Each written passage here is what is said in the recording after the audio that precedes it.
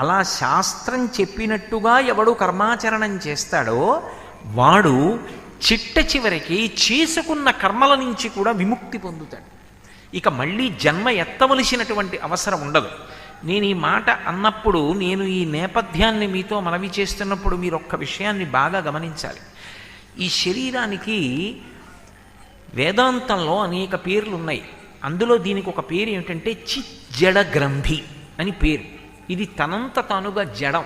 ఇందులోంచి శివం లేచి వెళ్ళిపోయింది అనుకోండి, ఇది జడం. ఇది ఒక కర్ర ఎలా అయిపోతుందో అలా అయిపోతుంది. కాలు దగ్గర పట్టుకుని పైకెత్తితే కర్ర లేచినట్టు లేచిపోతుంది. అటువంటి దీనిలో చైతన్యము ప్రవహిస్తోంది కాబట్టి దీనికి ఒక విలువ, ఒక గౌరవం, ఒక అధికారం, ఒక పని చెయ్యగలిగినటువంటి శక్తి ఏర్పడింది. దీపం ఉండగా ఇల్లు చక్క పెట్టుకో అంటే ఆ చైతన్యం ఉండగా కురుపుణ్య మహోరాత్రం, మంచి పనులు చేస్తూ వెళ్ళు, లేకపోతే నీ జీవుడు ఉద్ధరింపబడడం.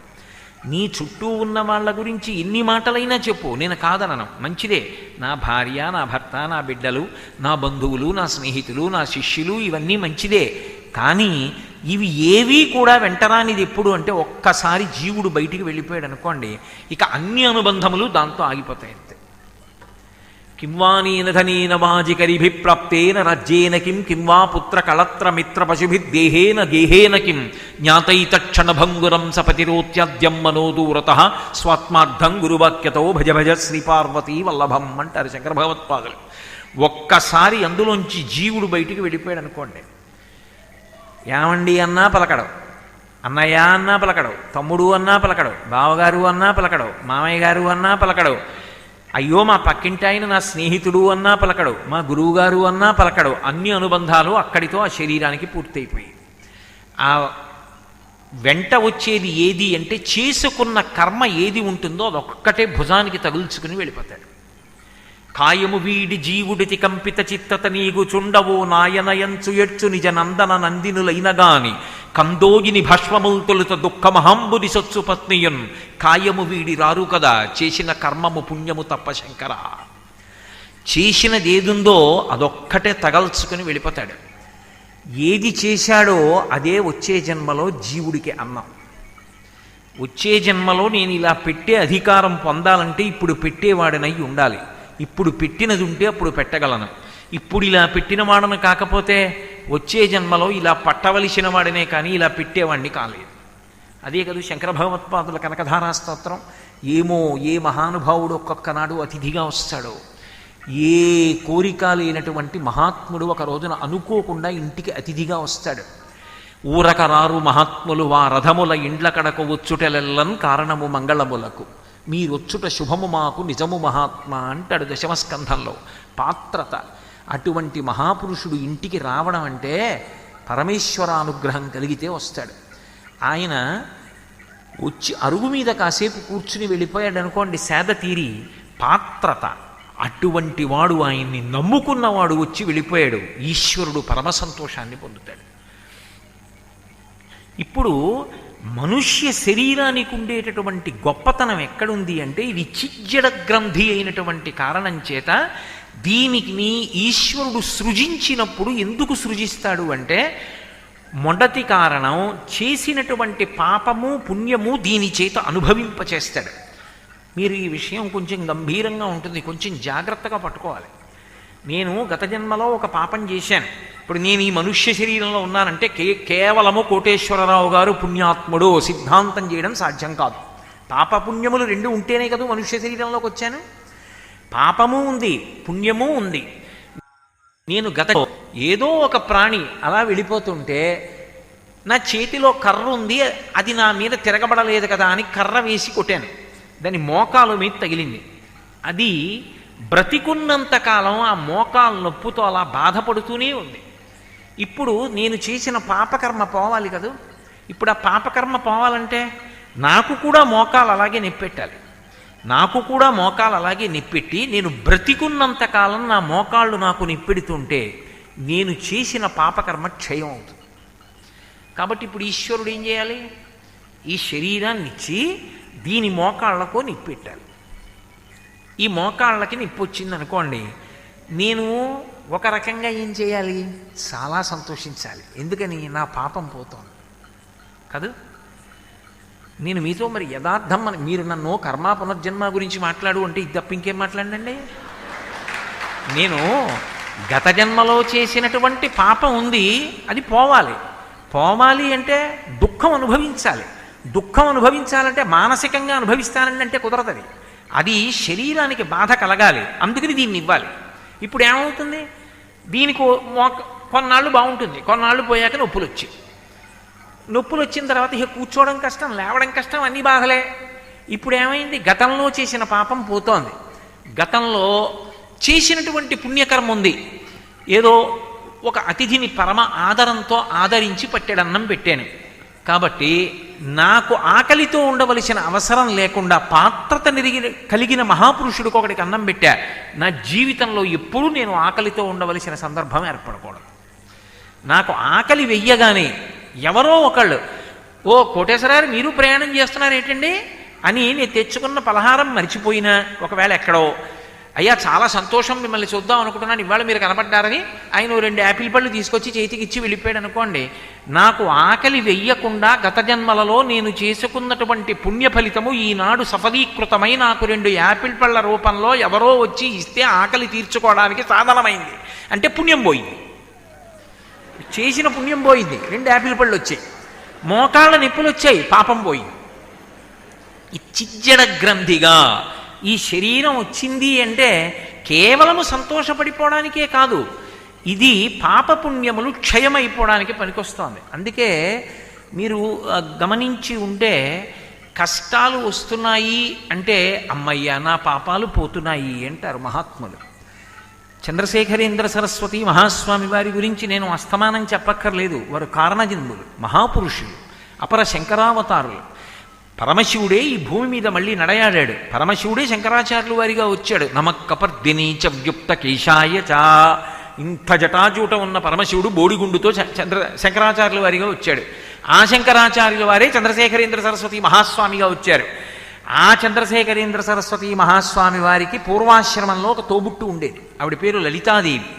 ఆవిడ ఎన్ని కష్టాలు పడ్డారో తినడానికి కూడా ఉండేది కాదు. వారి అంతేవాసులు ఒకనాడు వచ్చి అన్నారు, హే బ్రహ్మన్, మీరింతటి మహాత్ములు, మీకు పూర్వాశ్రమంలో చెల్లెలు అంటే సన్యాసాశ్రమం స్వీకరించడానికి ముందు కదు తోబుట్టువులన్న మాట అన్వయం అవుతుంది. ఆవిడంత దరిద్రంలో ఉన్నారు, మేమందరం కలిసి కొంత ద్రవ్యాన్ని ఇస్తాం, ఆవిడ సంతోషంగా ఉంటారన్నారు. స్వామి కాసేపు కళ్ళు మూసుకుని తెరిచి అన్నారు, ఈ జన్మలో అనుభవించేనివ్వండి పాపకర్మ, ఎందుకు పొడిగిస్తారు అన్నారు. ఎంత వేదాంతం వంట పట్టిన వ్యక్తి అంటే గత జన్మలలో చేసుకున్నటువంటి పాపం ఈ జన్మలో క్షయం అయిపోతుంది. అది ఏదో ఒక బాధ రూపంలో వెళ్ళిపోతుంది. దానికి అవశ్యమనుభోక్తవ్యం కృతం కర్మ శుభాశుభం. నువ్వు చేసిన శుభమైతే సుఖరూపంలో అనుభవించాలి, నువ్వు చేసినది పాపమైతే దుఃఖ రూపంలో అనుభవించాలి. ఎవడు చేశాడో వాడు అనుభవించాలి తప్ప అక్కడ వకాల్తాలు ఉండవు. నా బదులు వీడు అనుభవిస్తాడండి అనడానికి ఉండదు. ఎవడు జీవుడు చేశాడో వాడే అనుభవించి తీరాలి. ఇదొక్కటి వంట పట్టిందనుకోండి, ఎందుకు వచ్చిన గొడవ అన్న మాట ఒకటి వస్తుంది. ఇవాళ బాగుంటుందేమో కానీ ఇది అనుభవంలోకి వస్తే ఎంత గొడవ, నాకు వద్దులే, నేను వెళ్ళను దాని జోలికి అనిపిస్తుంది. కాబట్టి కర్మ పునర్జన్మకు హేతు. ఇందులో మీరు ఒక ప్రశ్న నన్ను వేయచ్చు, ఏమండి కేవలం పుణ్యం చేస్తే, పాపం చేయకుండా పుణ్యం ఒకటే చేసుకుంటాను, తప్పేముంది? నేను మీకు ఇందాక మనవి చేశాను కదా, దేవతా పదవులలోకి వెడతారు, మళ్ళీ తిరిగి అయిపోయిన తర్వాత మళ్ళీ మనుష్యుడిగా వచ్చేస్తారు. ఇప్పుడు ఒక ఆయన్ని బంగారు గొలుసులతో కట్టేశారు, ఒక ఆయన్ని ఇనప గొలుసులతో కట్టేశారు. బంగారు గొలుసులతో కట్టబడ్డ వ్యక్తి ఇనప గొలుసుల చేత కట్టబడ్డ వ్యక్తి వంక చూశావా నేను బంగారు గొలుసులతో కట్టబడ్డానని సంతోషిస్తున్నాడు అనుకోండి, ఏమిటిదా ఆనందానికి అర్థం? ఇద్దరూ కట్టబడ్డారా లేదా? పుణ్యమైన పునర్జన్మకు హేతు, పాపమైన పునర్జన్మకు హేతు. అది చేస్తే సుఖం కోసం రావాలి. చాలా పుణ్యం చేసేసాడు అనుకోండి, ఓ 50 ఏళ్ళు దేవతా పదవిలో కూర్చోబెట్టారు అనుకోండి, అయిపోయింది.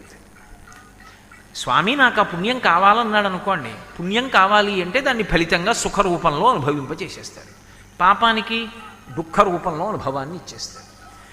ఇందులో ఒక్క విషయాన్ని మీరు బాగా జాగ్రత్తగా గమనించవలసి ఉంటుంది.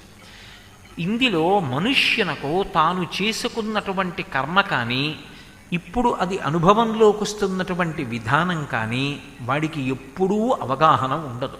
నాకు అన్నీ తెలుసు అనుకుంటాడు, కానీ నేను గతంలో ఏ పాపం చేశాను, ఏ పుణ్యం చేశాను, ఏ పాపం ఇప్పుడు తరువుకొస్తోంది, ఏ పుణ్యం తరువుకొస్తోంది, నేను ఏ రోజు దుఃఖపడతాను, నేను ఏ రోజు సుఖపడతాను, అనుకోకుండా కష్టం ఏ రూపంలో రాబోతోంది, ఇది నాకు తెలియదు. ఎవరికి తెలుస్తుంది? భగవంతుడికి ఒక్కడికే తెలుసు. అందుకే జన్మ రెండిటి మధ్య నొక్కబడుతుంది. ఏ రెండిటి మధ్య నొక్కబడుతుంది అంటే కాలము అనబడేటటువంటి ప్రవాహంలో అటు భగవంతుడు ఇటు చేసుకున్న కర్మ కలిపి నొక్కుతాయి. నొక్కినప్పుడు సుఖాన్నో దుఃఖాన్నో అనుభవిస్తూ ఉంటాడు. ఇద్దరు కలిసి గట్టిగా నొక్కారనుకోండి, ఊపిరి ఆడటం లేదంటే వదిలేరనుకోండి, అమ్మయ్య అనుకునే లోపల మళ్ళీ నొక్కుతున్నారనుకోండి, ఎలా ఉంటుందో ఈశ్వరుడు కర్మ రెండూ కలిపి నొక్కడం అలా ఉంటుంది. ఇది కాలమునందు జరుగుతూ ఉంటుంది. అందుకే వ్యాసుడు దేవీ భాగవతం చేస్తూ కాలోహి బలవాన్ కర్త సతతం సుఖ దుఃఖయో నరాణం పరతంత్రాణం పుణ్యపాపానుయోగత అంటాడు. నరుడు పరతంత్రుడు. ఇన్ని తెలుసు అన్నవాడికి అసలు రేపు పరమేశ్వరుడు నాకు దేన్ని ఫలితంగా ఇవ్వాలనుకుంటున్నాడు తెలియదు. ఈశ్వరుడు దేన్ని ఫలితంగా ఇద్దామనుకుంటున్నాడు ఇంకొక 10 నిమిషాల్లో తెలియదు. తెలిస్తే ఇంకంతకన్నా గొప్ప విషయం ఏముందండి లోకంలో? స్నానానికి వెడుతున్నాను అనుకుని పెడతాడు. స్నానానికి వెడుతున్నానండి అన్నవాడికి అలవాటు లేని కొత్త ప్రదేశం కాదు, కొత్త ఊరు వచ్చాడు, పై గడప ఠంగున తల మీద తగులుతుంది. ఇప్పుడు ఈశ్వరుడు వాడికి ఇంకొక 2 నిమిషాల్లో అంత దెబ్బ తగిలి తల బాధపడేటట్టుగా వాడు గత జన్మలలో చేసుకున్న పాపము యొక్క ఫలితాన్ని అనుభవింపజెయ్యబోతున్నాడు. తెలుసా? తెలీదు. ఇంకొక అరగంటకి ఏదో గొప్ప శుభవార్త వినబోతున్నాడు, ఈ తలపోటు మరిచిపోయి అంత సంతోషపడబోతున్నాడు. తెలుసా? తెలీదు. పరతంత్రుడు. ఎవరు ఆడిస్తారు? ఈశ్వరుడు ఒక్కడే సర్వజ్ఞుడు, ఆయనకొక్కడికే తెలుసు. ఇన్ని కోట్ల జీవుల యొక్క పాపపుణ్యములన్నిటినీ కూడా ఎక్కడ చిన్న పొరపాటు లేకుండా ఆయన లెక్క కట్టుకుంటూ ఉంటాడు. ఎలా లెక్క కడతాడు? ఎక్కడో కూర్చుని అనుకోకండి, చిత్రగుప్తుడు అంటాను చూసారా, ఆయన ఎక్కడో యమధర్మరాజు గారి పక్కన కూర్చుని ఉండడు, ఇక్కడే ఊపిరి రూపంలో కూర్చుని గుప్తంగా ఖాతా రాసుకుంటూ ఉంటాడు. అందుకే చిత్రగుప్తుడు అంటే ఎవరో కాదు, భగవంతుడే. అందుకే కాంచీపురంలో చిత్రగుప్తుడికి దేవాలయం ఉంది ఇప్పటికీ.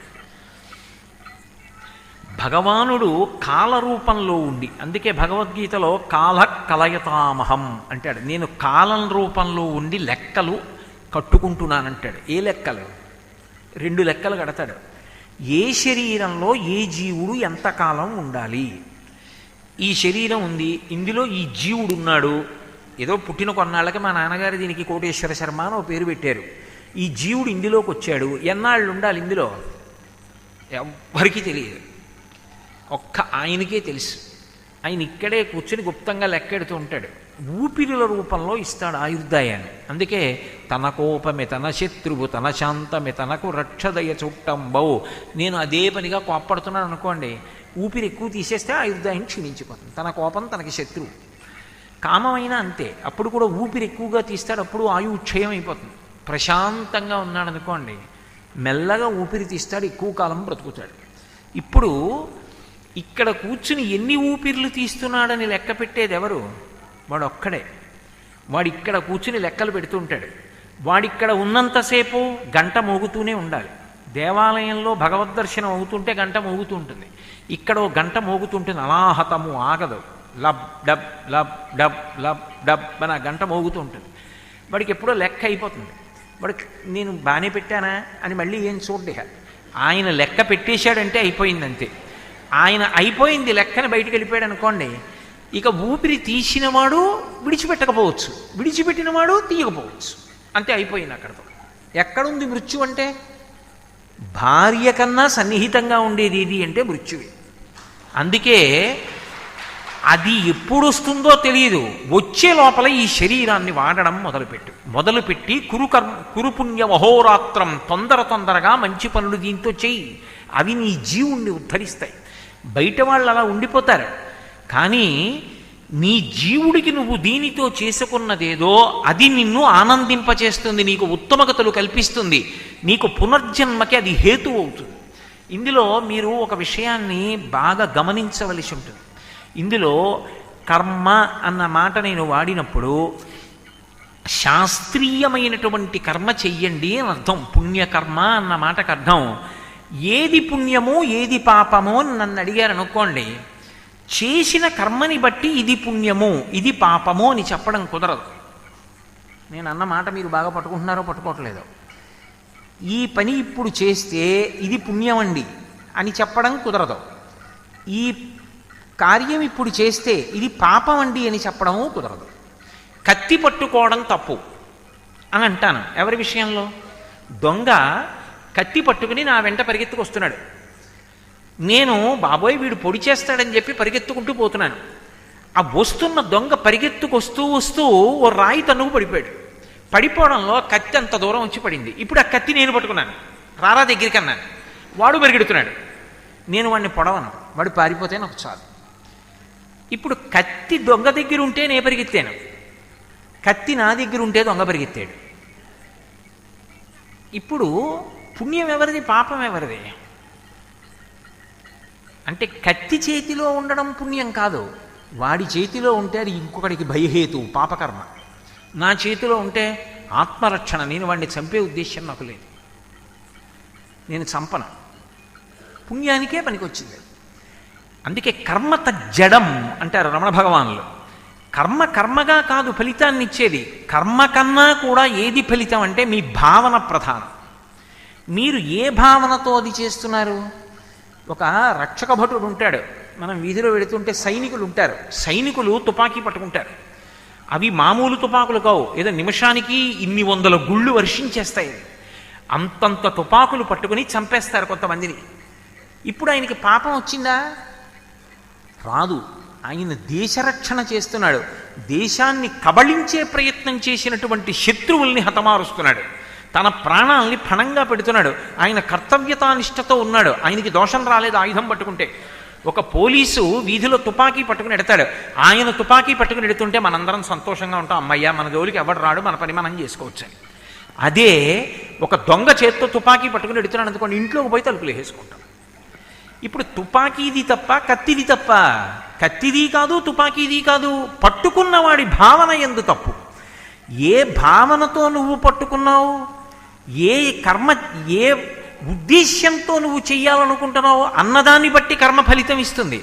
ఈ ఉద్దేశ్యాన్ని గమనించగలిగిన వాడెవరు? ఆయన ఇవ్వాలి ఫలితాన్ని. అందుకే పరమేశ్వరుడు అన్న మాట ఒకటి లోకంలో వచ్చింది, ఆయన ఉన్నాడు.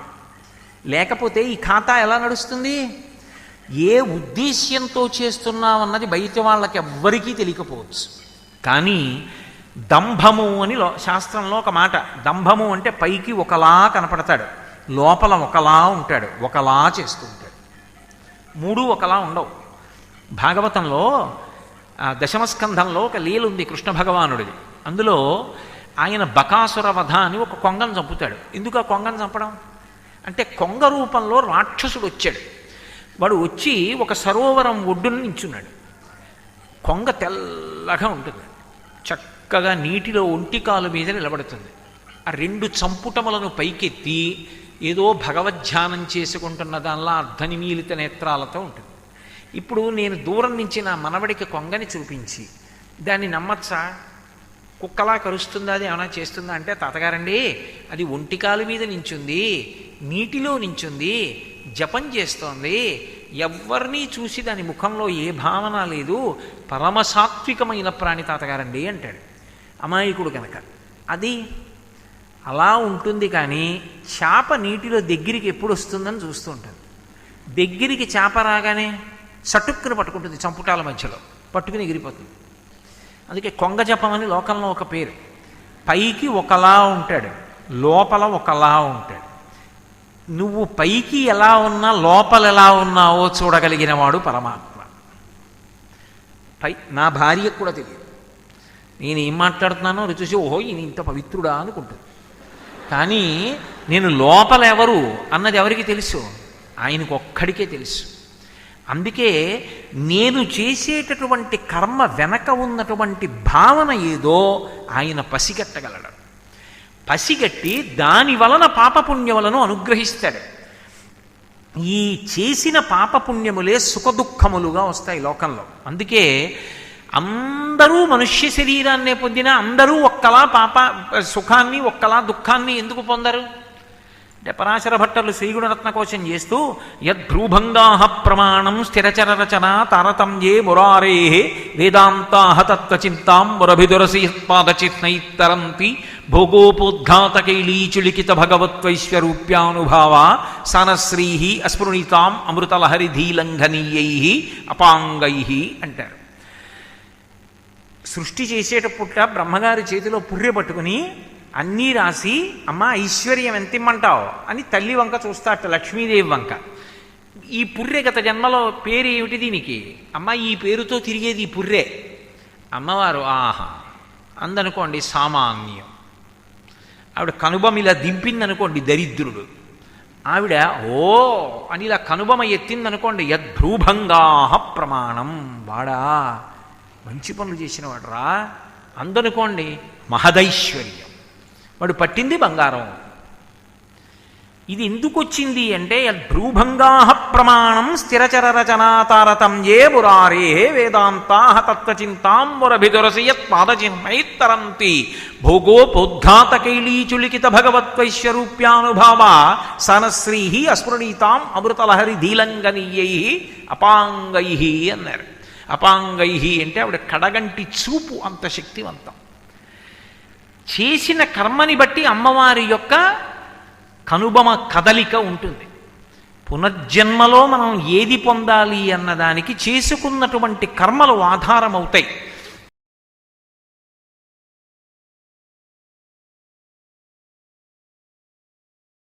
మగువ అయినా మగవాడైనా అతి తక్కువ సమయంలో అతి ఎక్కువగా డబ్బు సంపాదిస్తే కన్నో మిన్నో కానకుండా ప్రవర్తిస్తారు.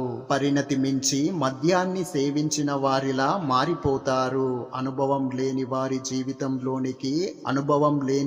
జీవితంలోనికి ప్రవాహంలా డబ్బు వచ్చి పడితే ఎంతటి ప్రమాదం సంభవిస్తుందో దంపతులైన నా విద్యార్థులు అనిత అశోకులను చూశాక తెలిసింది. నా దగ్గర కంప్యూటర్ సైన్స్లో పోస్ట్ గ్రాడ్యుయేషన్ వరకు చదువుకున్న వారిద్దరూ ప్రేమించి పెళ్లి చేసుకున్నారు. కనుక తమ అభిష్టం మేరకే బోధనా వృత్తిని ఎంచుకున్నారు. మధ్యతరగతి ఆదాయంతో తనకు ఉన్నంతలో ప్రశాంతంగా జీవితాన్ని గడుపుతున్నారు. అశోక్ వాళ్ళ అమ్మ కూడా వారితో పాటే ఉంటుంది. కానీ కాలం అనిత మనసులో కాస్త మార్పును తీసుకువచ్చింది. ఆర్థికంగా బాగా నిలదొక్కుకోవాలన్న తపన ఆమెలో ప్రారంభమయ్యింది. అదే ఆరాటంతో ఒకానొక సందర్భంలో బోధనా వృత్తి నుంచి సాఫ్ట్వేర్ రంగంలోనికి కాలు మోపింది. 3 ఏళ్లలో ఆ వృత్తిలో అనిత అంచెలంచెలుగా ఎదిగింది. సొంత ఇల్లు కావాలనే కలను కూడా నెరవేర్చుకుంది. ఉద్యోగరీత్యా విదేశాలకు వెళ్ళి వచ్చింది. కానీ అనిత వేషభాషలో ఆడంబరాల్లో తేడా వచ్చింది. ఖరీదైన చీర, వజ్రాలు పొదిగిన లోహాలు, బంగారు గాజులు ధరించింది. ముఖానికి అద్దుకున్న మెరుగుల మాటు నుంచి కొద్దిపాటి గర్వం కూడా తొంగి చూసింది. అయితే ఆమె మాటల్లో ఏదో తెలియని వెలితి కనిపిస్తుంది. అనుకోకుండా ఒకసారి బజారులో కనిపించింది. పలకరింపులయ్యాక అశోక్ ఎలా ఉన్నాడు అని అడిగాను. ఆమె విచారణ నిండిన గొంతుతో ఇంకా కళాశాలలో అవే పాత పాఠాలను బోధిస్తూ ఉన్నాడు. ఏదో కొద్దిగా జీతం పెరిగింది. అశోక్ అక్కడ తన ప్రతిభను వృధా చేసుకుంటున్నాడు మేడం, మీరైనా చెప్పి ఉద్యోగం మారమనండి అంది. భర్తను ఆమె చిన్నచూపు చూస్తుందని అప్పుడు అర్థమైంది. అనిత అందరూ పెద్దవారయ్యారు. తమకు ఏం కావాలో అశోకుకు బాగా తెలుసు.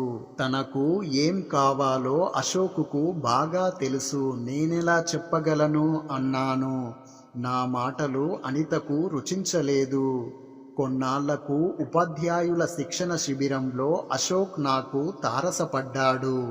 మధ్యాహ్నం భోజన విరామ సమయంలో అతనితో మాట్లాడే అవకాశం కలిగింది. మాటల్లో మాటగా అనిత ప్రవర్తన వచ్చింది.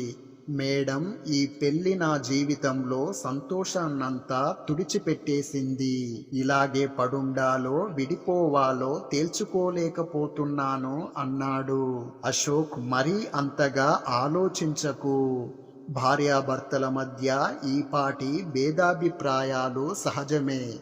ఎవరైనా మా మధ్య భేదాభిప్రాయాలు లేవంటున్నారంటే వాళ్ళు దంపతులే కాదన్నమాట అంటూ హాస్యంతో ఉద్రిక్తతను సడలించాలని ప్రయత్నించాను. కానీ అశోకుపై నా హాస్యమేమీ పనిచెయ్యలేదు. అది కాదు మేడం, ఇప్పుడు అనిత ధోరణే మారిపోయింది. తనదే చాలా పెద్ద ఉద్యోగం అనుకుంటుంది. ఇతరులను చాలా హీనంగా చూస్తుంది. అన్నింటికీ నేను నేను అంటుంది. ఈ ఇల్లు నేను కొన్నాను, ఈ కారు నేను కొన్నాను అంటూ ఉంటుంది. నా సంవత్సర జీతమంతా కలిపినా ఆమె నెల ఆదాయమంతా కాదని దెప్పి పొడుస్తుంది. ఆమెకు ఇప్పుడు నేనన్నా మా అమ్మ అన్న గౌరవం లేకుండా పోయింది. అన్ని పనులకు పని మనిషి ఉంది కదా అని అంటుంది అని అశోక్ ఆవేదన వ్యక్తం చేశాడు. నిజమే, భార్యాభర్తల మధ్య ఎవరు ఎక్కువ ఎవరు తక్కువ లాంటి అంతరాలు స్థాయిలు ఉండకూడదు. కేవలం అతని లేదా ఆమె సంపాదన ఎక్కువ కనుక ఒకరిని మరొకరు గౌరవించవలసిన అవసరం లేదని భావించకూడదు. భర్త ఆసరా అవసరం లేదన్నట్లుగానే అనిత భావిస్తుంది. అదే అశోకును ఎక్కువగా బాధ పెడుతుంది. ఇద్దరి దాంపత్యాన్ని చిన్నాభిన్నం చేస్తుంది. స్వల్ప వ్యవధిలోనే బోలెడు డబ్బు వచ్చి పడితే చాలా మంది అనితలానే ప్రవర్తిస్తారు. సంపాదన క్రమక్రమంగా పెరిగితేనే ఆ డబ్బు విలువ తెలుస్తుంది. ఆత్మీయతలకు భంగం వాటిల్లకుండా ఉంటుంది. అనితకు పరిణతి ఉంటే తనకు సహకరించిన తన భర్తతో, అత్తతో, స్నేహితులతో కృతజ్ఞతగా మసులుకునేది. నా సంపాదన అనే బదులు మన సంపాదన అని, నా ఇల్లు అనే బదులు మన ఇల్లు అని అనేది. మగువ అయినా మగవాడైనా అతి తక్కువ సమయంలో అతి ఎక్కువగా డబ్బు సంపాదిస్తే కన్నో మిన్నో కానకుండా ప్రవర్తిస్తారు. పరిణతి మించి మద్యాన్ని సేవించిన వారిలా మారిపోతారు. అనుభవం లేని వారి జీవితంలోనికి ప్రవాహంలా డబ్బు వచ్చి పడితే ఎంతటి ప్రమాదం సంభవిస్తుందో దంపతులైన నా విద్యార్థులు అనిత అశోకులను చూశాక తెలిసింది. నా దగ్గర కంప్యూటర్ సైన్స్లో పోస్ట్ గ్రాడ్యుయేషన్ వరకు చదువుకున్న వారిద్దరూ ప్రేమించి పెళ్లి చేసుకున్నారు. కనుక తమ అభిష్టం మేరకే బోధనా వృత్తిని ఎంచుకున్నారు. మధ్యతరగతి ఆదాయంతో తనకు ఉన్నంతలో ప్రశాంతంగా జీవితాన్ని గడుపుతున్నారు. అశోక్ వాళ్ళ అమ్మ కూడా వారితో పాటే ఉంటుంది. కానీ కాలం అనిత మనసులో కాస్త మార్పును తీసుకువచ్చింది. ఆర్థికంగా బాగా నిలదొక్కుకోవాలన్న తపన ఆమెలో ప్రారంభమయ్యింది. అదే ఆరాటంతో ఒకానొక సందర్భంలో బోధనా వృత్తి నుంచి సాఫ్ట్వేర్ రంగంలోనికి కాలు మోపింది. 3 ఏళ్లలో ఆ వృత్తిలో అనిత అంచెలంచెలుగా ఎదిగింది. సొంత ఇల్లు కావాలనే కలను కూడా నెరవేర్చుకుంది. ఉద్యోగరీత్యా విదేశాలకు వెళ్ళి వచ్చింది. కానీ అనిత వేషభాషలో, ఆడంబరాల్లో తేడా వచ్చింది. ఖరీదైన చీర, వజ్రాలు పొదిగిన లోహాలు, బంగారు గాజులు ధరించింది. ముఖానికి అద్దుకున్న మెరుగుల మాటు నుంచి కొద్దిపాటి గర్వం కూడా తొంగి చూసింది. అయితే ఆమె మాటల్లో ఏదో తెలియని వెలితి కనిపిస్తుంది. అనుకోకుండా ఒకసారి బజారులో కనిపించింది. పలకరింపులయ్యాక అశోక్ ఎలా ఉన్నాడు అని అడిగాను. ఆమె విచారణ నిండిన గొంతుతో, ఇంకా కళాశాలలో అవే పాత పాఠాలను బోధిస్తూ ఉన్నాడు. ఏదో కొద్దిగా జీతం పెరిగింది. అశోక్ అక్కడ తన ప్రతిభను వృధా చేసుకుంటున్నాడు మేడం. మీరైనా చెప్పి ఉద్యోగం మారమనండి అంది. భర్తను ఆమె చిన్నచూపు చూస్తుందని అప్పుడు అర్థమయింది.